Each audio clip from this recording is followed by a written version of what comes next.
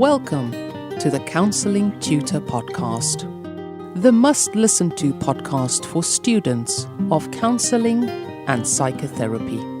Here are your hosts, Rory Lees-Oakes and Ken Kelly. Hello, I'm Rory, and with me, as always, is Ken. How are you doing, Ken? Exceptionally well. Great to be here. This is the Counselling Tutor Podcast, and you've caught us at episode 129.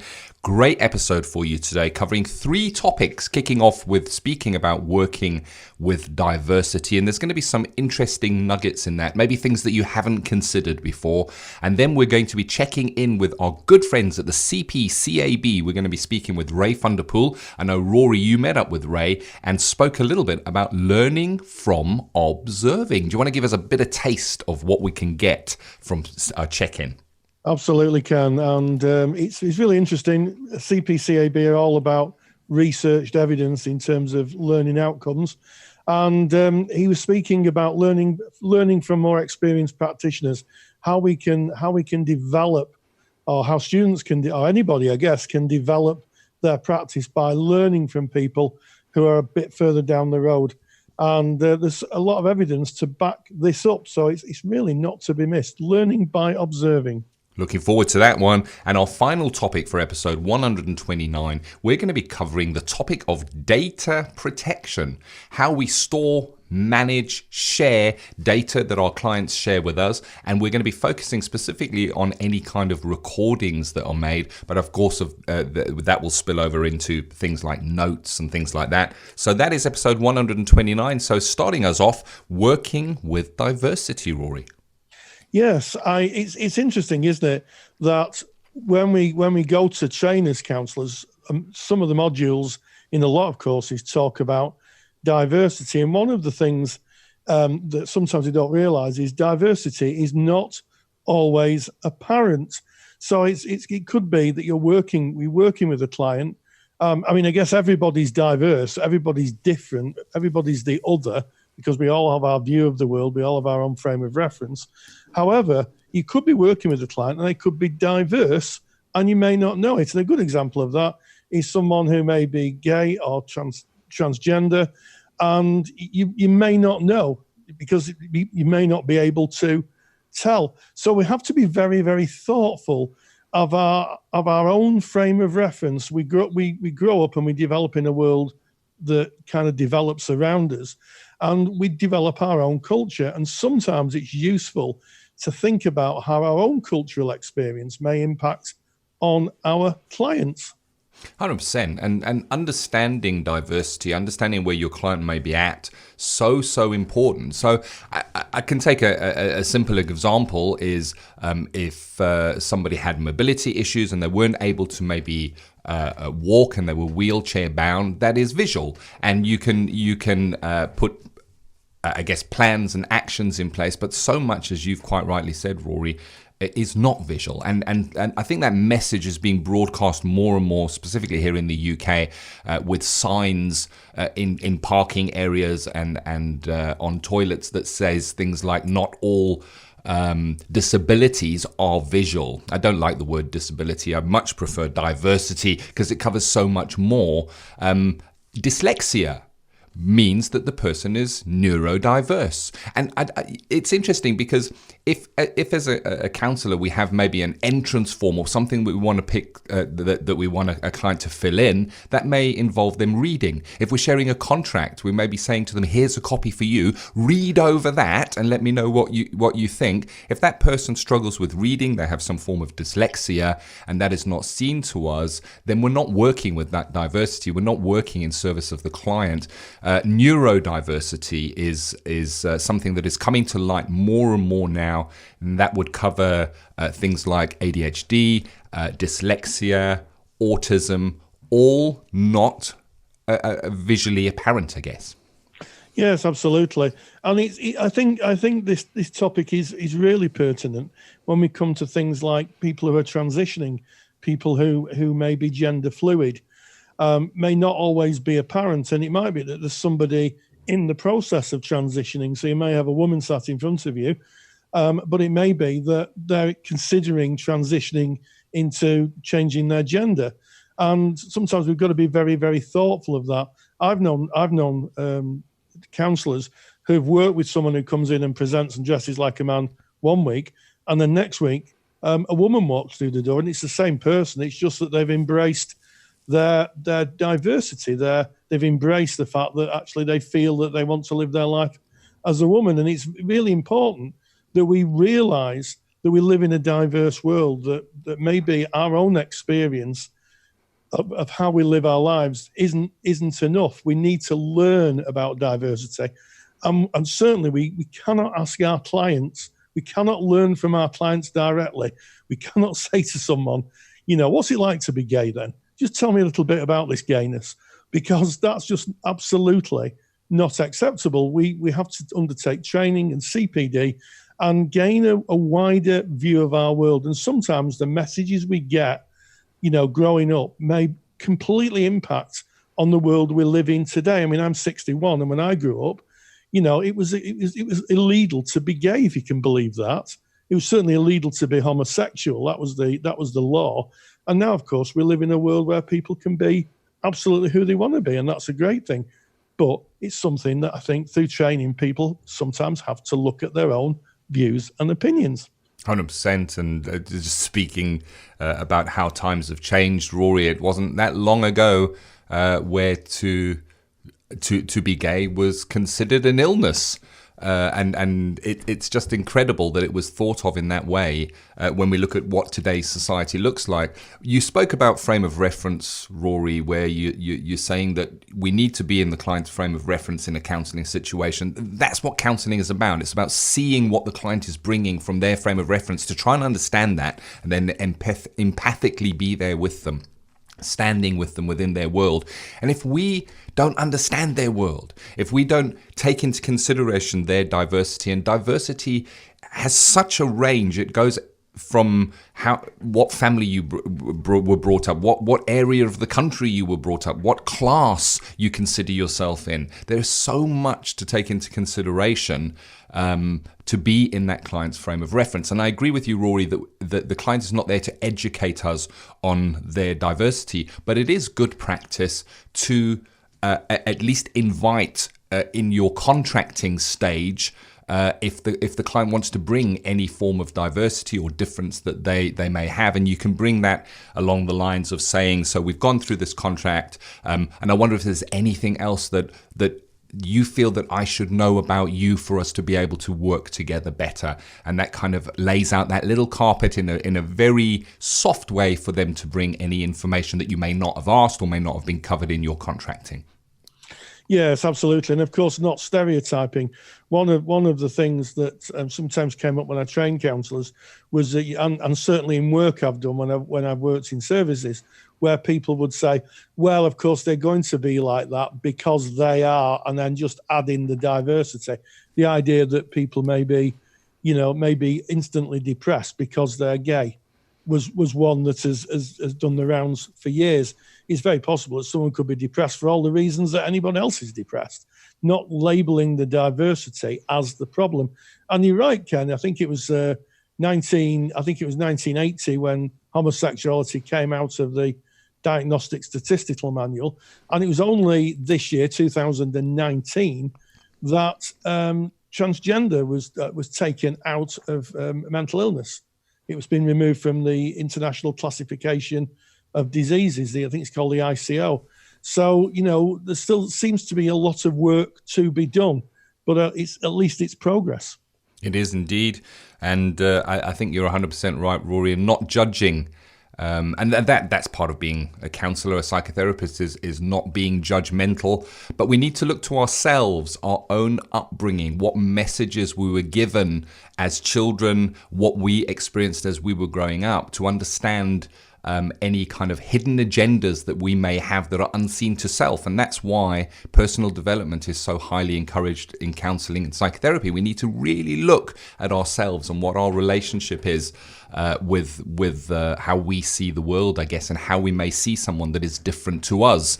A lot of work to be done on that one. And speaking of diversity, speaking about not stereotyping, I am proudly proudly an autistic man. I was born autistic. I am now 52 years old. I am still autistic. And it is unseen. And it is unseen to others. But for a lot of my journey, it was unseen to myself. I knew there were differences, or I felt that there were differences. But because the world, I guess, as such, is not open to diversity, doesn't speak about diversity a lot. It's kind of hidden, and focus is given to the masses, or those that kind of fall within the boundaries.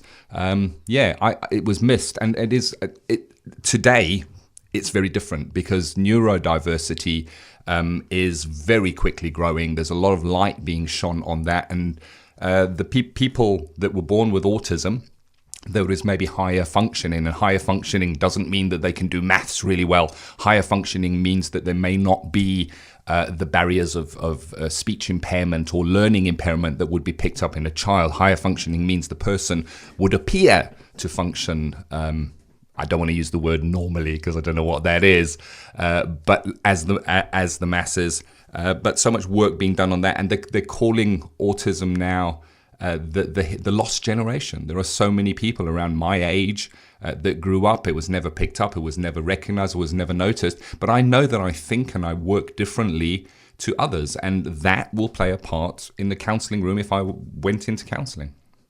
Absolutely can. And I think as we become, certainly here in the UK, become a more relaxed society, hopefully, people can be who they want to be, and not hold back or be fearful or frightened or ashamed of being different. And in fact, it's interesting, we use the word different. Different to what? Different to normal. I think, even I fall into that trap. I think it's just being who people want to be. And thankfully, we're moving in. I think we're moving in the right direction of being a more accepting and open society. Certainly, I was thinking the other day. In fact, I was talking to a colleague. I think I was 58 before all the legislation that persecuted gay folk was repealed. 58. Can you believe that? It's a lifetime, isn't it? It's a lifetime. Absolute lifetime. Yeah. Yeah, and the message as we kind of close this topic is it's lifelong learning, and this is kind of personal CPD for each one of us, is to keep on top of things, look at what's happening, read blogs, search the internet, understand diversity in all its shapes and forms, and open your arms widely. Open your arms widely. We accept diversity. We welcome diversity. But again, balance that off with looking at yourself. How do you feel towards diversity? Are you truly unjudgmental? It's a tricky topic. We cover it every now and again here on the Counselling Tutor Podcast. And I also find myself, Rory, dancing around as we're talking, not want to use words like normal and, trying to explain it in other ways, because it's just sticky topic, I guess. It is, and I think it just reflects the conversations that wider society are having. If two therapists are kind of finding it a bit sticky to talk about, I think probably it reflects the conversations in wider society that we're now talking more about diversity, and the only way you're going to be able to fully understand it is by engaging with it. And if you meet someone who's diverse, who has a different view of the world from you, try to find out their frame of reference. Try to understand what that individual person. It doesn't mean that person speaks for everybody, but try to find out a little bit more about it, because you may find that you're more diverse than you actually think. I'll leave it there. Yeah, that's a good one. I like where you've left that, Rory. And if you want to get involved in this conversation with fellow therapists, you can do so by just popping over to our Facebook group. Just jump onto Facebook and put in Counselling Tutor. We're right there at the top. Knock on the door, and we will let you in. And you'll be joining tens of thousands of like-minded therapists, students of counselling, psychotherapists from all around the world. We've got some tutors in there. We've got many, many supervisors in there. And this is the place where we can have these kind of conversations, and we welcome them. And we also welcome your questions. And we get questions coming in all the time, specifically relating to our friends at CPCAB. Your questions become the content of our podcast. And today, Rory, with Check-In with CPCAB, you spoke with Ray van der Poel and you spoke about learning from observing. Yes, as I said in the intro, one of the things about CPCAB is their qualifications are research driven, and they're all about the research, those guys, for sure. When we met them, they love their research, and they were building qualifications around the latest research. And Ray was telling us, and you'll hear him speak about how watching and observing a more experienced therapist can really, really be useful for those people who may be at a kind of midpoint in their journey, or a student. And he speaks about the dreaded mistakes, something we've talked about on the podcast so many times, that it's okay to make mistakes. And actually, it's kind of a relief, certainly for students, to see someone experienced, kind of screw up, because it proves that they're human. And, it takes the pressure off, I think. It takes the pressure off. If you think, well, that person can make a mistake, then it's all right for me to make a mistake. Let's dive straight into Check-In with CPCAB. Check-In with CPCAB. And it's my great pleasure to speak to Ray. So how are you doing, Ray? Hi, Rory. Yeah, no, I'm doing really well. It's great to be on your show. How are you? I'm very, very well. And you've got a real interesting kind of observation to make about what we can learn from research.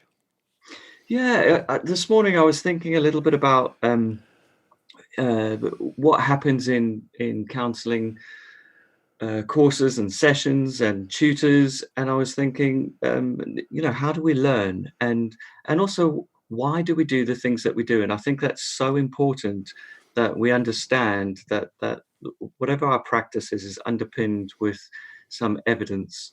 And I came across this piece of research. It's quite a recent piece, 2018, and the title's quite big, so wait for it. It's Nothing is Just Smooth or Perfect. What can students learn from intensely reviewing psychotherapy conducted by experienced therapists whilst being focused on emotional processes? So this particular piece of research it's the approach that they were looking at was emotion-focused therapy. But if we put that to one side, at the heart of this piece of research, it was around how we learn. And what they found is that the piece of research centered on students viewing an experienced therapist doing practice. And three things came from the piece of research. One, the students begin to notice emotions better, which was part of their theoretical underpinning on emotion-focused therapy. But also the second thing is that when we view experienced practitioners, we pick up on transpersonal skills. So we pick up on the therapist being empathic. And I think that's really, really interesting, is that we not only learn about our approach, but we learn about, the relationship as well.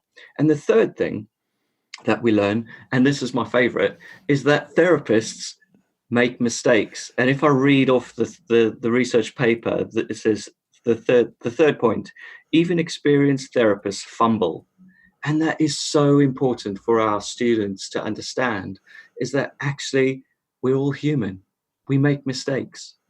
Yeah, I mean, that's just so important. As someone who taught like yourself for a number of years, one of the things that used to happen was people used to become paralyzed by the fear of not making any mistakes, looking for perfection. As a consequence, they kind of sometimes, in very extreme circumstances, it froze. I don't know what to say.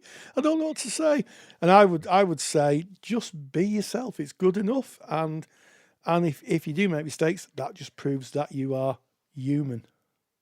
Yeah, and having taught counselling for a lot of years, I totally get where you're coming from with students being paralyzed by having to do the skills perfectly.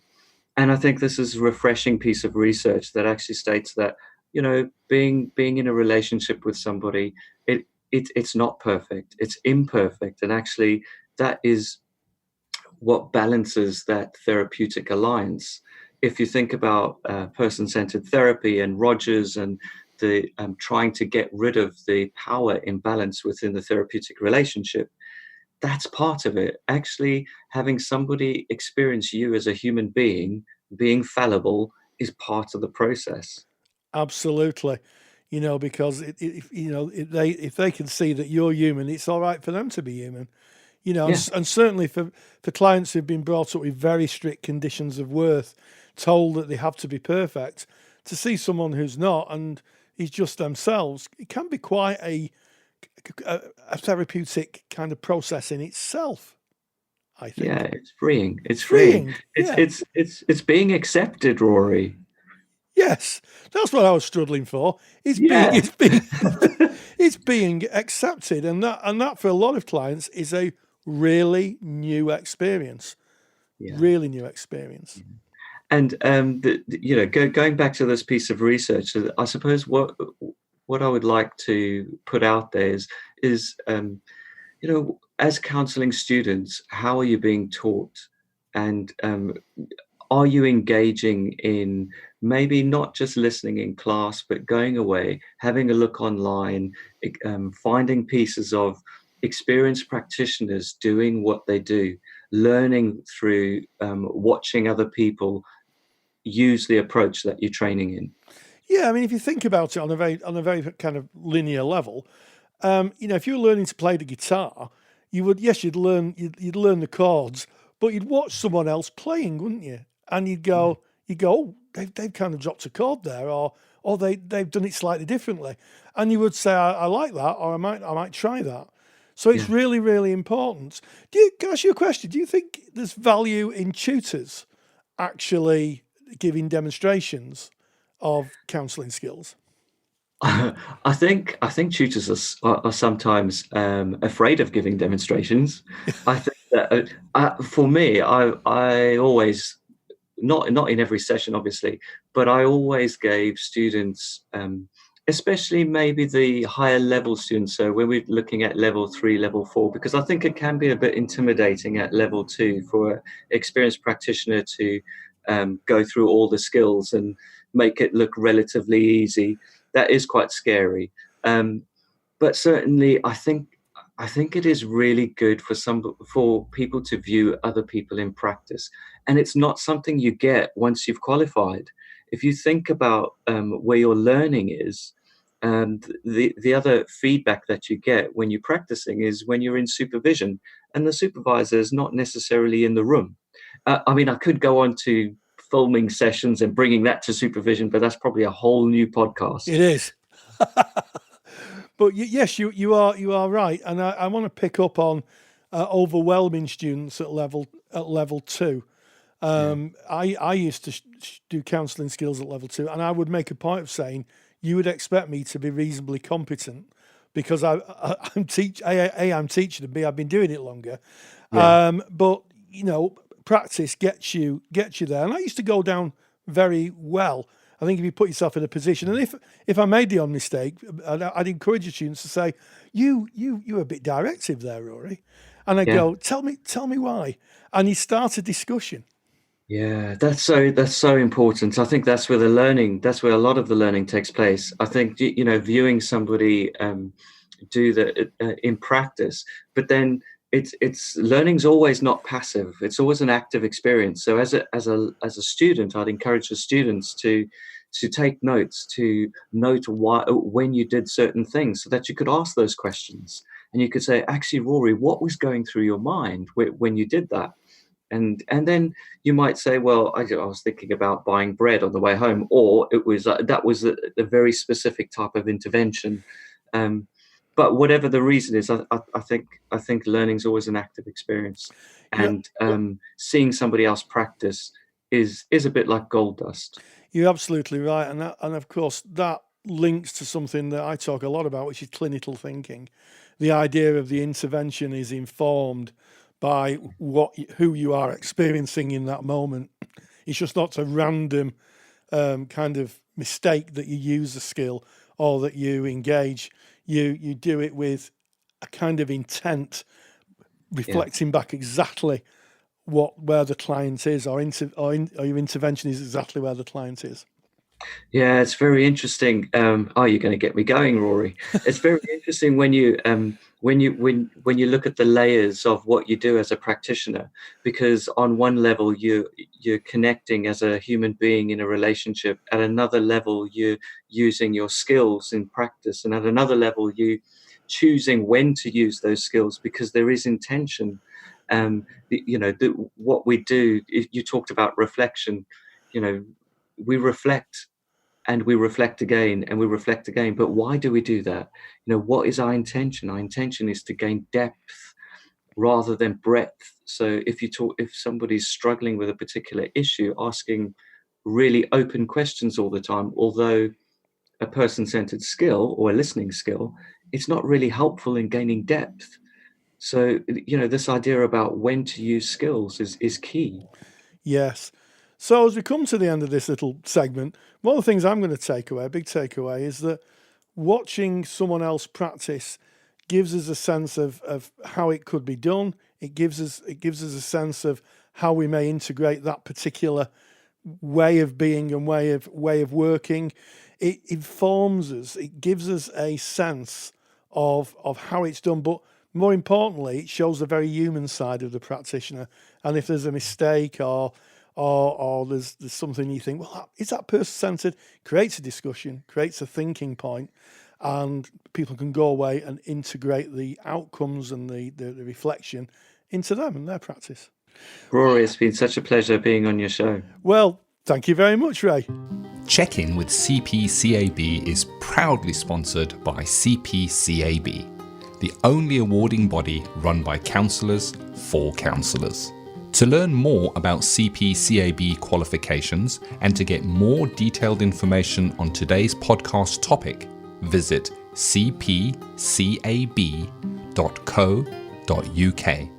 Always love listening to Ray. Oh, yeah. He explains it so articulately, and I think the points he made, certainly about observing and watching someone else's a little bit more, hone their craft a little bit more, is just so important.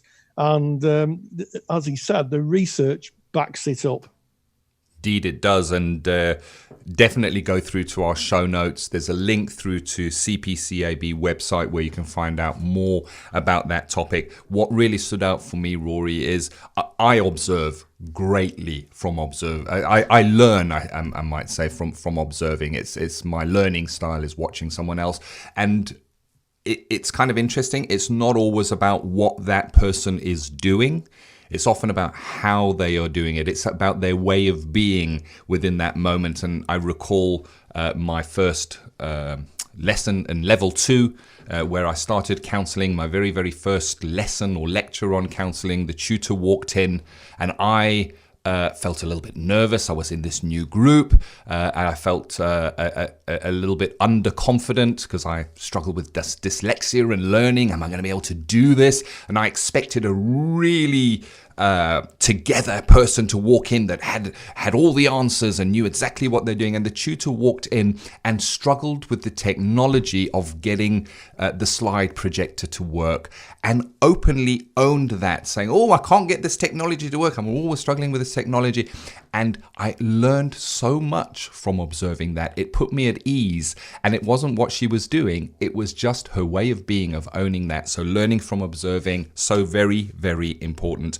Moving on to something else that is vitally important. Whether you are a student or a practicing counsellor, data protection is something you need to have a level of expertise in, because you're dealing with data, sensitive data, your client's data all the time. Even if you're a student and you're maybe doing a simulated skills session that you might be recording to listen back on that is somebody's data, that is somebody's information that you have there, and it needs to be treated in accordance to legislation and the client's wishes, and of course your agreed contract with that client. Tell us more about data protection, Rory, and I guess we're going to focus in on things like when a client says, I want my recording or I want my notes. Yes. It's really interesting. This was generated by a letter in the post bag, Someone wrote to me recently and said that their client had requested copies of their recording, and the question was how does that happen? Can they have it? How do I give this recording to them? What happens if it gets on YouTube? And lots of anxiety around that. And the fact of the matter is, under data protection, it's been always the case since the 90s, but I think it's a lot more defined now under the 2018 legislation, which in the UK is the General Data Protection Regulations. And in fact, it's Europe-wide, and it's been adopted in other countries as well. So if you're listening in another country, may very well be that this applies to you. And clients are able to access any of the information about them, and you have to hand it over. That's what the law says. But it does make it really interesting. If you're maybe you're qualified, and as part of post-qualification, you're studying in another modality, and your supervisor or your training group are used to listening to recordings of you working in the modality.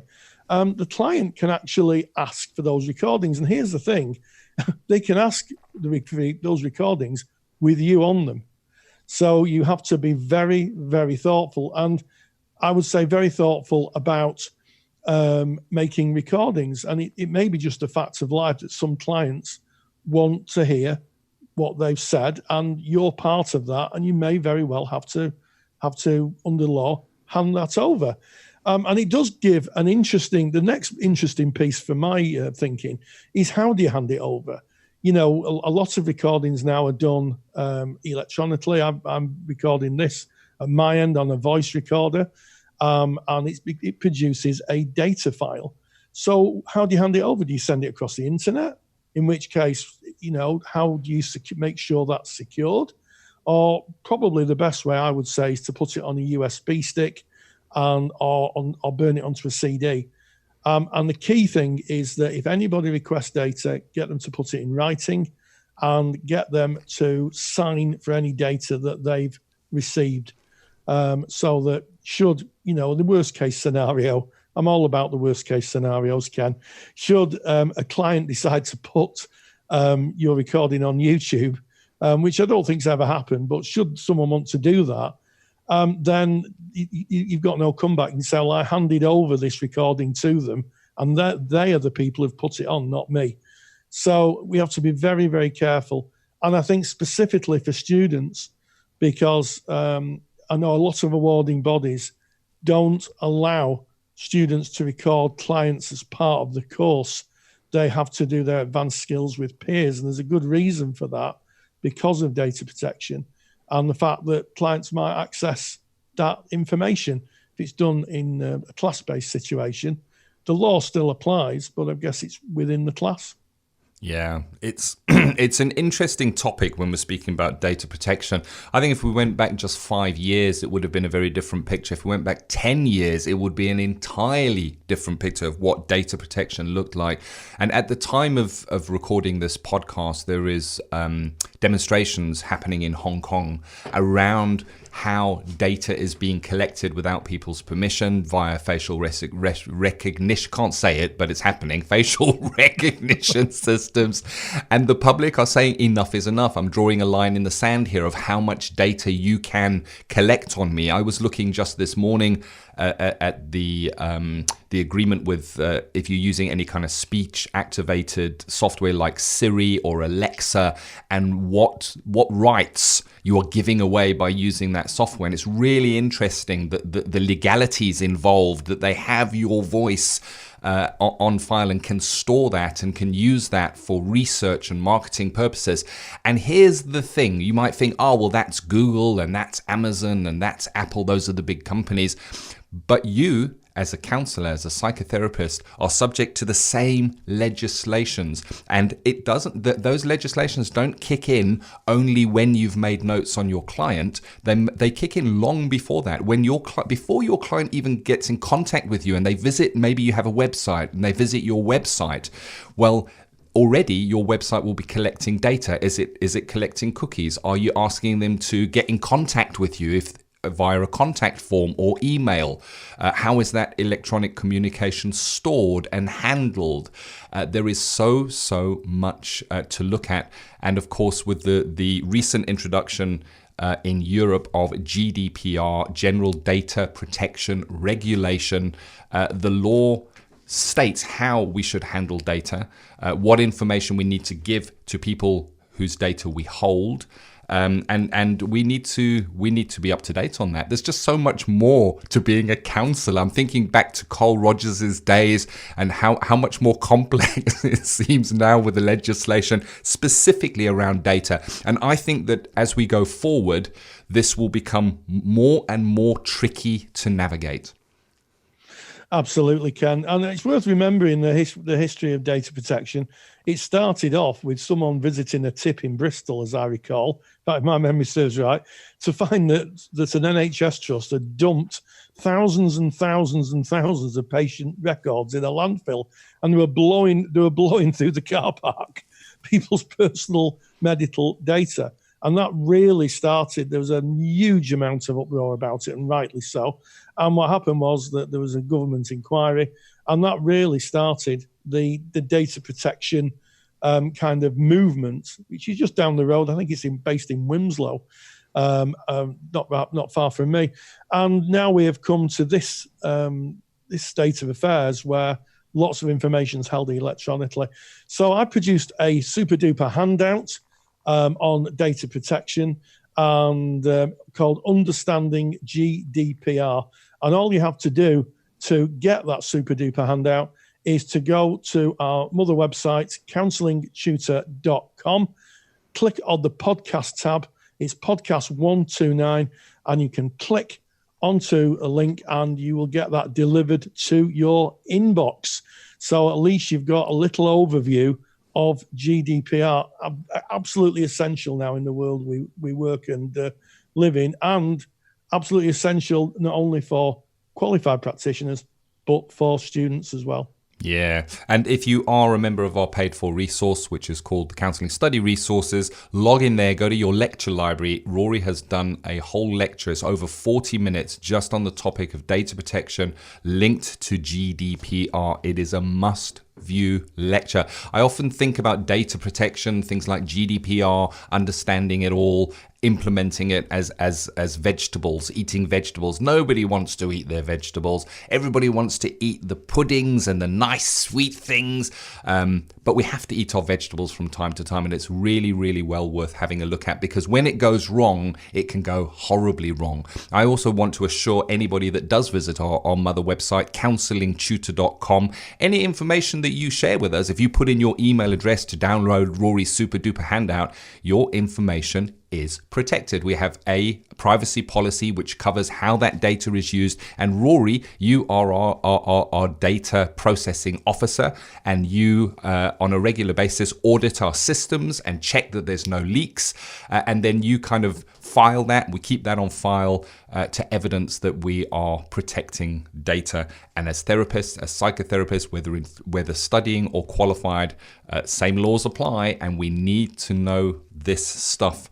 It's interesting how this started, Rory. You mentioned with the client asking for their information, whether that be their notes that you have written that you hand over to them, whether that be a recording and they want that. Well, it is their information. Firstly, it should be covered in contracting, how that information is handled before you get to the point of them asking for it. So preempt that. Think about it. If a client says, I want my recording, I want my notes, what is your next response? Plan that beforehand, and keep in mind that you may have policies and procedures within your practice of how you manage and keep that data. As soon as you hand it over, you don't have any control over that, and it's worth maybe working with a client to give them a little bit of background on, if you do give them maybe your recording on a USB stick, as you quite rightly said, Rory, good idea is to maybe suggest to them, have a listen to that, get what you need from it, and then maybe you can wipe the stick so that it doesn't fall into anybody else's hands. Because I know I got a drawer here in my desk, Rory. It's got about 5 USB sticks in. I got no idea what's on those USB sticks anymore. And I guess it could very easily get lost, fall into somebody else's hands, and then their confidential information that they shared in privacy, in counselling, could be out there if they don't have, I guess, a system or structure to protect their data. Absolutely can. And I've got up in my loft here at Counselling Towers, right at the top of the tower, I've got a bag of USB sticks that just sits there, and a number of hard drives from my computer, which are stacked up to computers I've had through the years, because I never dispose of any data that's on hardware in a tip. I store it. I wipe it off and then store the disks in the loft. Anybody would think I work for the CIA. So I suspect it very, very strongly, Rory. And there are services, if you do have hard drives or any kind of media devices with information on, there are services where they will securely destroy those for you now. Again, as this GDPR and data protection evolves, more services are coming in to support us in that, I guess. Absolutely. And what a great podcast this has been.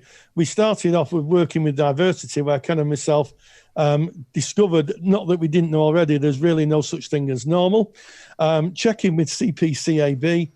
Ray helps us with learning from observing and how that evidence-based practice can help develop our skills and enhance our ability to work with clients. And of course, it's all okay to make mistakes.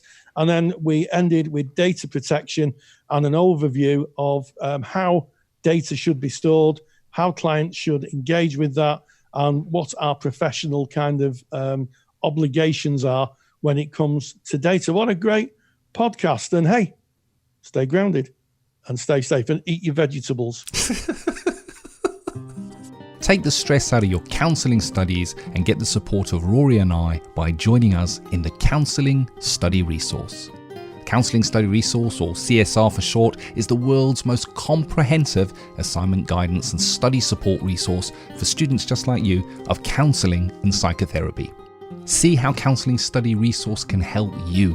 Visit counsellingtutor.com. That's counsellingtutor.com. Thank you for listening to the Counselling Tutor Podcast. Find the show notes for this episode on our website at www.counsellingtutor.com.